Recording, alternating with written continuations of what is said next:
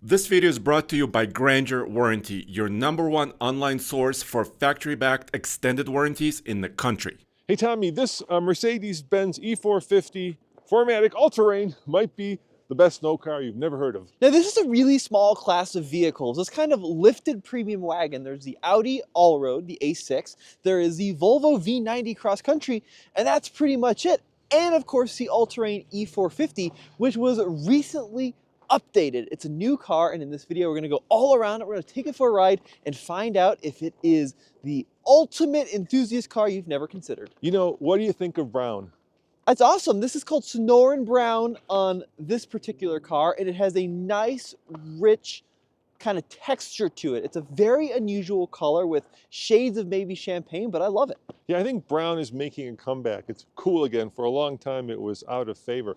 Now, you're right. I do love the styling of this car. I think the car that people would know is the original all-road Audi. Do you remember that one with the air suspension and the 2.7-liter turbo that failed after about 100,000 miles? Well, this isn't it. Well, the thing is, these automakers have realized Americans simply aren't buying the traditional station wagon. So in order to market the station wagon to Americans, they feel the need to jack them up a little bit, put some more cladding on them to make them resemble crossover SUVs.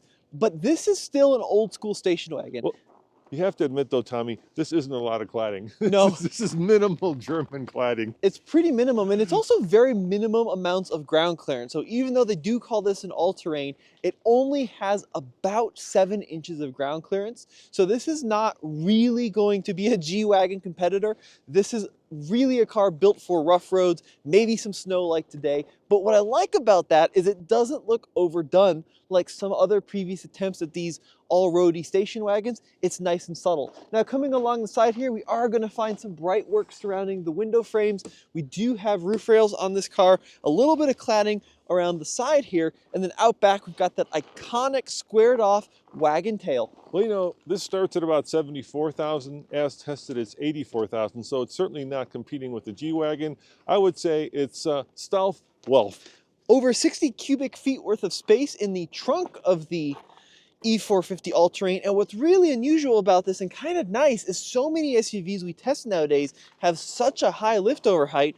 Look how low the height is on this E450. It's right at knee level, so getting things in and out of this trunk is extremely nice. I like these vestigial exhausts. They're Yeah. kind of disappeared now because, of course, it's been uncool to have carbon burning engines, which this has. We'll get under the hood in a second. Yeah, let's see what other goodies we have. We do have this little net accessory here, which allows us to keep things nice and secure. And then underneath the back here, we've got a little bit of a cargo tray.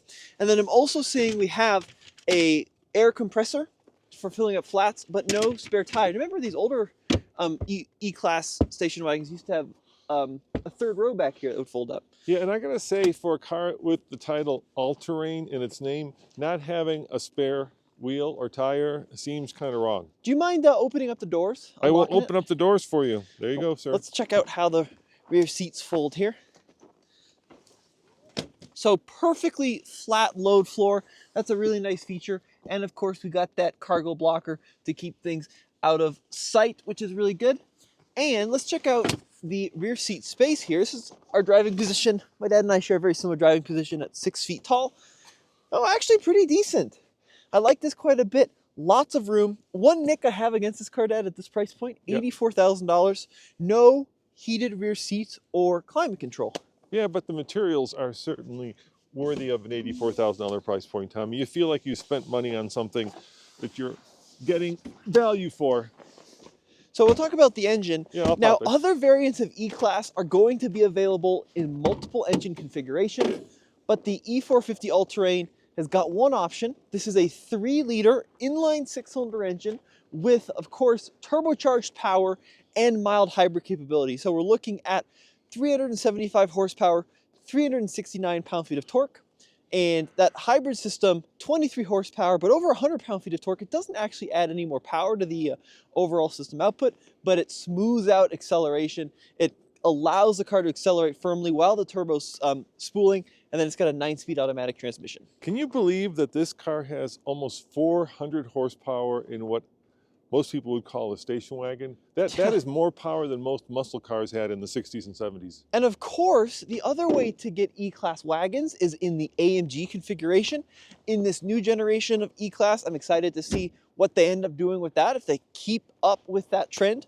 But two other things worth noting about the E450 All-Terrain: standard 4MATIC, Yep. standard all-wheel drive, standard air suspension. All right, hop in, Cole. We're going to spin it around so we're not shooting into the sun. I'm looking for some shade, but there is none, but at least I can spin it around. So let's talk about the interior, Tommy.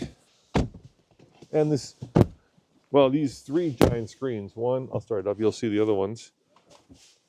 2, 3. Oop, gotta mute the sound here. Yeah, thank you. So, yeah, this is a really kind of interesting point you make here, Dad. This is the trend that Mercedes is going to, which are kind of these full width dashboard screens. Now what we can see here is a 14.4 inch center screen here, which I think is actually pretty easy to use. This is the latest generation of MBUX, which has these new little widgets to access various things, kind of like the Apple home screen on an iPhone. Let's check out some of the off-road pages, Dad. Look at that. There's a car pulling up next to us for some When's the mysterious last time reason. you saw a station wagon with the off-road pages? An entire empty parking lot, and they pull up right next to Yeah, us. it's weird. It's a little freaky. Very, very odd. Yeah. So here we can see the ability to raise up the suspension, push a button, car will lift. We also have the downhill assist, which is pretty cool. So even though this is very much a light off-roader, there is still some screens here for off-road pages, which is cool. We've got a notifications panel. I find this to be pretty easy to use. I know some people don't like it. We can also access our navigation here. It does have CarPlay and Android Auto, so it's pretty quick and snappy. And then over here, we also have a passenger screen, which is a little bit redundant in my opinion when you've got the main screen here. But it does allow you to see a lot of the same info that you can from the driver's side. You can also stream different music, Amazon Music. You can play games as well. Let's see what the camera does. Camera access denied. Oh, it has a selfie camera, Dad. Oh, gee. Look at that. I just opened up our giant panoramic sunroof. So there are some things I don't like, Tommy. Really not a fan of these haptic controls on the steering wheel. Same thing with the new haptic controls on the seats. Same thing with the rear view mirror controls. The only real control are the stalks and the automatic headlights. Can you see the screen right now? No. Oh, I can't see it. Can you see it? can Cole you can't see it, Cole? You have to move. I can't see it. Here, So it I'll- must be one of those where the passenger can see it, but the driver can't. Look at that. I can actually, you're not seeing right now is a selfie camera. Okay. There you go. You can take selfies. Where's the camera, I wonder? Why would you want a selfie camera? There? Well, you can take selfies. You also have a photo album. Look at that. How fun is that? Okay. All right. Oh, geez. All right. What'd you do? I've confused everything. Yeah. Look, the thing about the passenger screen, I think there is some cool usability here. Is it any better than just an iPad or a phone? I'm not convinced of that. Yeah. You know, when Jeep, that was the first time I saw it in the Grand Cherokee, put, I think, 1, 2, 3, 4, I put like 7 screens in the car. I thought we had crossed a river too far. You know, I mean, I think today people really appreciate the simplicity of the traditional designs, and yet the automakers still seem to be hell-bent on giving us more and more screens and more non-button-like controls. So let's see how it drives. I will accelerate quickly Okay? once I get over here, as soon as I get to this point. And Don't go too quickly because there's a cop right there. I'm not going too quickly. I'm just going to see if it does have good traction. Here we go. Okay. Oh, a little slippage. Oh, a little bit of slippage. Yeah, a little bit of power. Huh. And we're on snow tires. So here's my big takeaway with this powertrain, right? This 3-liter inline 6 is so unbelievably smooth.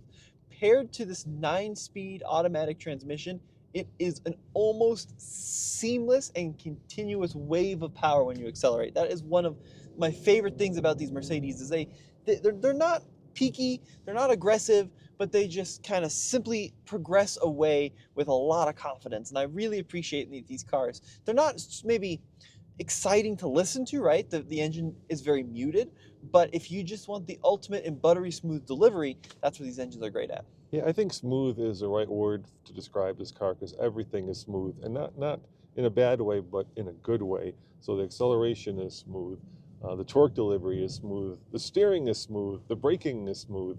I could see loving this car on a daily basis because it's such a joy to get into a car and then, feel the leather, see the leather, you know, see the quality that went into the building of this, because you really do get a sense of handcrafted, almost bespoke quality when you sit behind the wheel of this, once you get past the fact that you got 3 giant screens. Yeah, the screens don't bug me too much because I think that the MBUX system is the best in the business, in my opinion. I find it really intuitive. But I do understand the want for more physical controls. This is also a great road tripper. It's got all the safety gear, it's got adaptive cruise control and lane centering and all the stuff you'd come to expect. There's your camera, by the way. Oh, there it is. You're Hey, looking for your what's the camera. fuel economy? What does the government say this gets? So we're rated at 25 mpg combined, 22 city, 31 highway, which is really not bad when you consider the power output of this vehicle at 375 horsepower. It's very, very acceptable in my opinion. I would love to see Mercedes offer more powertrains in this variant. Like some of their latest plug-in hybrids, as in the GLE, are extremely good and they offer really good range as well. So that would be something that I think that they might want to look into going forward. But yeah, I mean, I think overall it's a very cohesive package if you can afford it, because this car is an expensive car. The one thing I would say is the ride is on the firm side. It's more Autobahn You think? I think than it's interstate. kind of floaty, actually. You really think this is firm? Well, especially going over those expansion joints, I can really feel them. I mean, I think it's a tough thing to judge today because we have so much kind of roughness on the road conditions with the snow and the ice. And we are wearing snow tires, Tommy, so that may also contribute to the bumps I'm feeling through my butt. I do love the heated steering wheel, and I do love the heated seats. They just encompass kind of the warmth that I feel sitting behind the wheel of this. It makes me happy, Tommy. It makes me very happy. I could see myself, dailying this. I think compared to the competition, the Audi technology is a little bit easier to use. I think that from a fun to drive standpoint, the Volvo V90 is a little bit more engaging, but as a cohesive package, I think the Mercedes does the best of all three. It just offers, in my opinion, the most comfort, the most premium features, and just the most usable space with the best powertrain. So for $84,000, it's a lot of money. So why do you car. think people don't know about this car? Because nobody in the U.S. wants wagons. All the enthusiasts say they want wagons. People watching this video probably say that's what they want. But then when push comes to shove, everybody ends up buying an SUV because there are advantages. You do sit taller. You do get more of a command view of the road, which is a big deal to a lot of people. But this is kind of a nice stealth wealth experience, which I really appreciate. Yeah, and I'm hearing some pretty deep snow. Let's see how it does. Yeah, feels okay. Good traction. Oh yeah. A lot, it's cutting. Traction controls cutting in. Yeah, I see them. Don't worry. Traction controls cutting in. I can't really hoon it too much, but for a snow car, this would be something that would take you to the ski area in style and comfort without any fear of getting stuck. Because now I'm doing 2-3 inches of snow here, and the car's doing really well. Yeah, it's only 2-3 inches of snow though. All right, it's only 2. Well, why don't you ask Mother Nature to supply us with more, please? Let's see how it does in 10. Well, folks, let us know what you think in the comment section below. This is Roman. And Tommy, we'll see you guys next time. Thanks for watching. Ciao.